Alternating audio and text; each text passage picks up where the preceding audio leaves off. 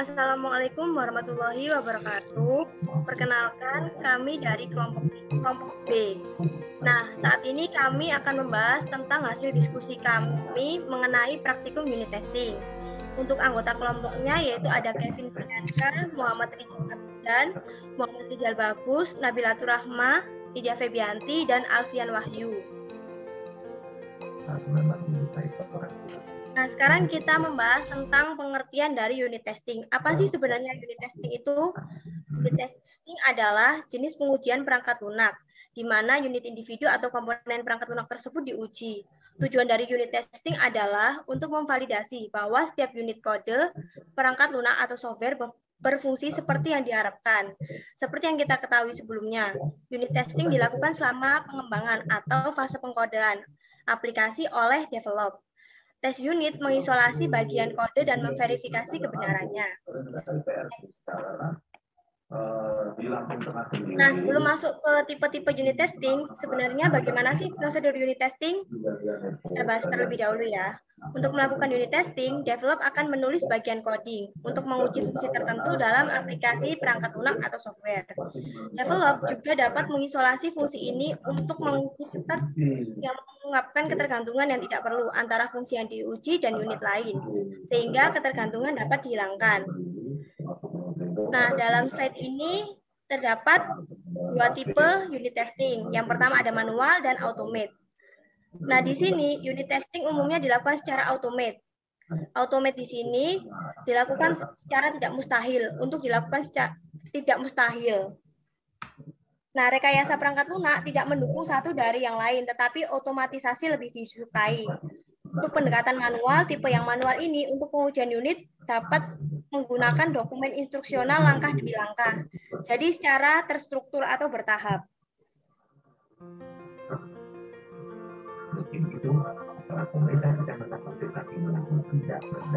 Kemudian selanjutnya itu ada teknik pengujian unit.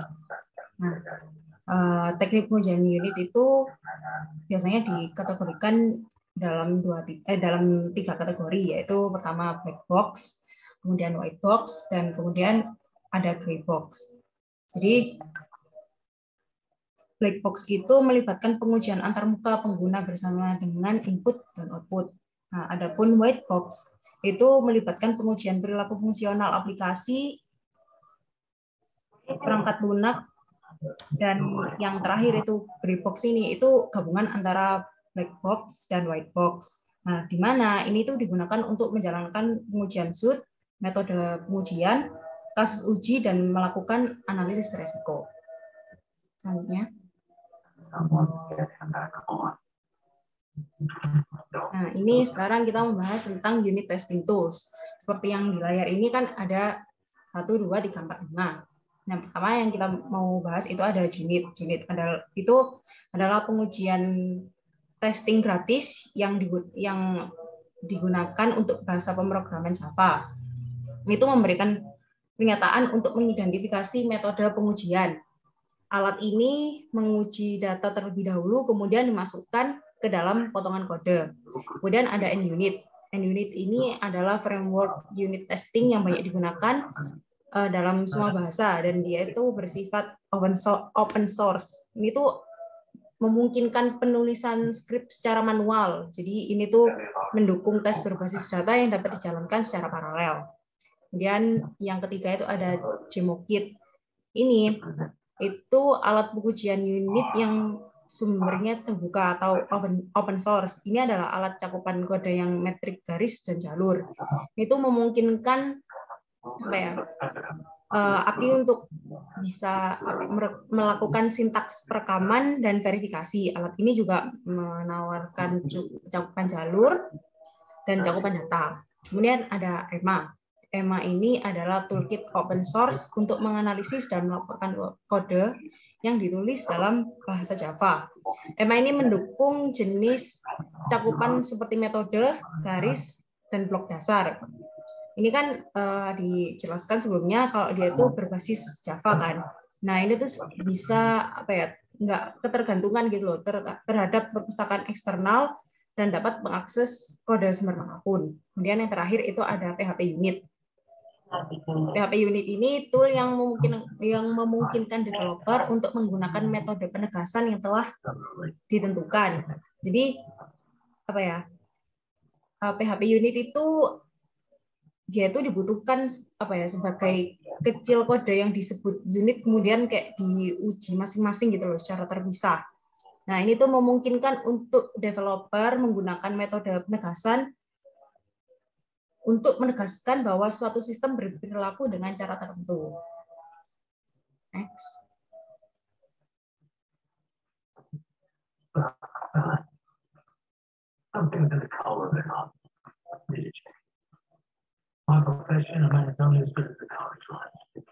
Selanjutnya yaitu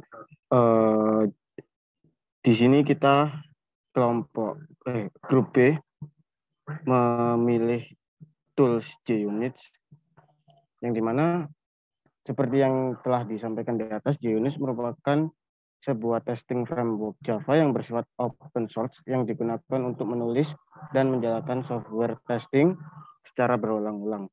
JUnit ini sendiri mengikuti arsitektur XUnit dalam membuat framework unit testingnya. Next. Yang selanjutnya itu untuk kelebihan dari JUnit, di mana permasalahan utama yang sering muncul pada pengujian dengan metode konvensional yang lain adalah tidak efisiennya penggunaan waktu.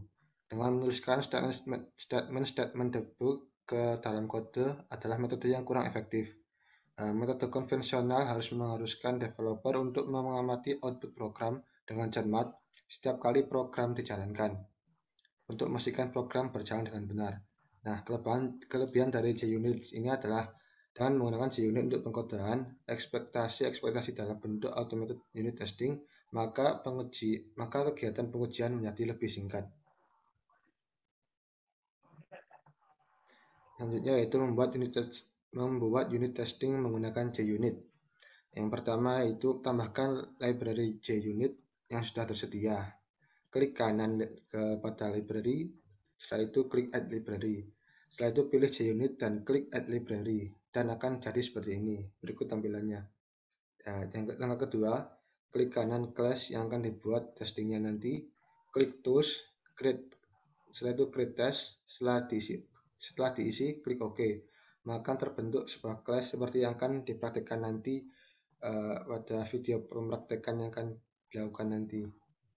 Yang ketiga, kemudian bersihkan coding tersebut dari coding berikut. Codingnya yaitu yang seperti di layar presentasi, sehingga tidak ada lagi kode tersebut dalam kelas tes yang kita buat nanti. Dan yang keempat yaitu kemudian kita jalankan dengan menekan tombol Shift plus F6.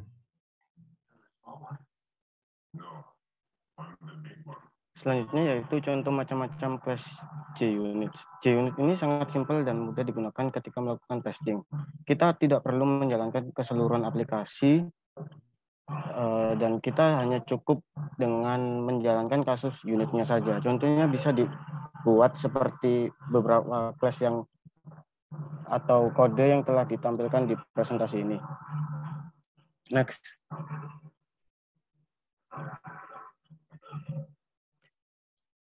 Penjelasan dari beberapa kode di atas tersebut yaitu yang pertama .test, di mana tes ini merupakan anotasi buat mengidentifikasi tes method. Yang kedua yaitu before, di mana class before ini menyatakan metode yang dieksekusi sebelum tes dilakukan seperti tahap preparation. Yang ketiga yaitu after.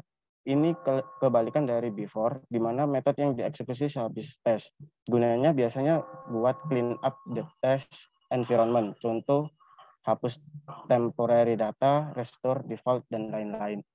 Selanjutnya yaitu before class, di mana metode ini dieksekusi sekali sebelum tes dimulai. Contoh kegunaannya yaitu buat connecting database.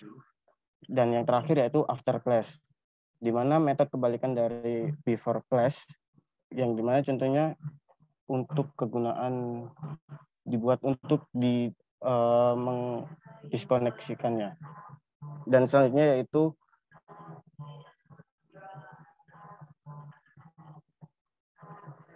Selanjutnya yaitu beberapa teman kita yaitu Mas Kelvin dan Mas Rizal Bagus akan mempresentasikan tentang beberapa contoh pembuatan program yang telah dijalankan.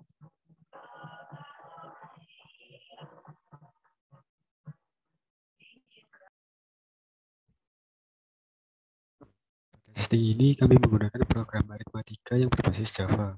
Program ini memiliki 4 fungsi utama yaitu penjumlahan, pengurangan, perkalian, dan pembagian. Testing pertama kami membuat return dan tipe data yang tidak sesuai untuk mengidentifikasi kesalahan pada program saat testing menggunakan JUnit. Testing kedua kami melakukan perbaikan pada hasil testing yang pertama. Untuk testing bisa dilanjutkan pada Mas Rizal. Untuk testingnya ini codingan yang telah kami buat. Dan untuk cara testingnya itu kita mengeklik nama filenya di sini, kemudian tools, terus create atau test, klik. Ini frameworknya kita milih JUnit. Telnet pin ini JUnitnya udah otomatis JUnit versi 4. Kemudian di OK. Ini hasil file yang terbaru untuk melakukan testing atau pengujian. Nah, sebelum kita melakukan pengujian pada program yang telah dibuat, kita lebih baik menghapus ininya dulu. Ini dihapus terlebih dahulu.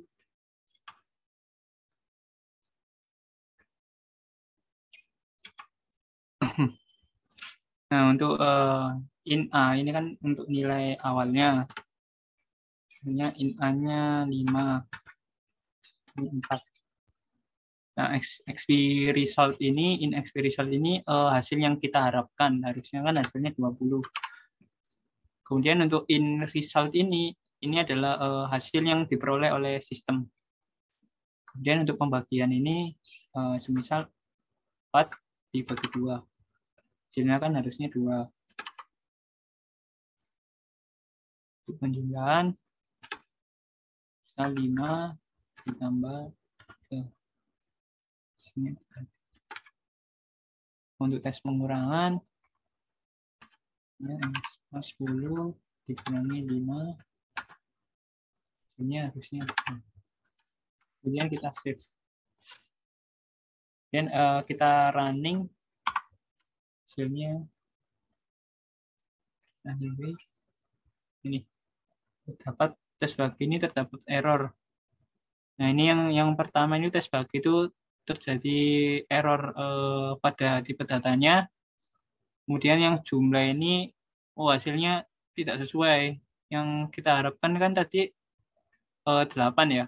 Tapi kok di sistemnya keluarnya 3. Berarti ada terjadi kesalahan pada codingannya. Kita perbaikin terlebih dahulu.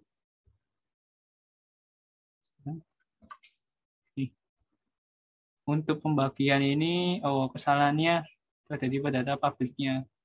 Public in bagi. Harusnya ini pengisiannya nilainya juga mengikuti in, juga in. Untuk penjumlahan ini, operatornya yang salah. Ini harusnya plus bukan sama dengan. Mungkin saya keliru. Nah, jika dirasa sudah benar semua, untuk testingnya kita bisa lihat lagi. Nah, ini tadi kan harusnya in ya, tadi kan harus diganti. Atau enggak kita lebih cepatnya lagi kita testing ulang, jadi ini disilang. Ini dihapus aja filenya. Ya, kemudian kita testing lagi.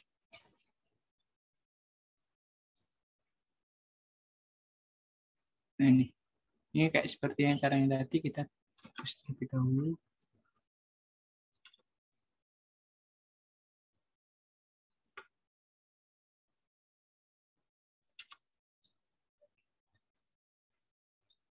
Ini kita melakukan tes lagi. Untuk perkalian tadi sudah benar.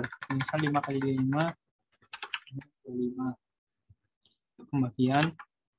Misal 25 bagi 5. Hasilnya kan 5. Itu penjumlahan, semisal 9 tambah 6, harusnya kan 15. Untuk pengurangan 10 kurangi 3, hasilnya harusnya 7. Kita save lagi, terus run. Oh, ternyata masih ada yang error. Kita lihat lagi. Oh, enggak. Oh, udah benar semua. Jadi ya untuk unit testing itu untuk melakukan tes kesalahan codingan ketika dijalankan pada sebuah website atau situs-situs gitu. Demikian dari praktek unit testing kelompok kami. Wassalamualaikum warahmatullahi wabarakatuh.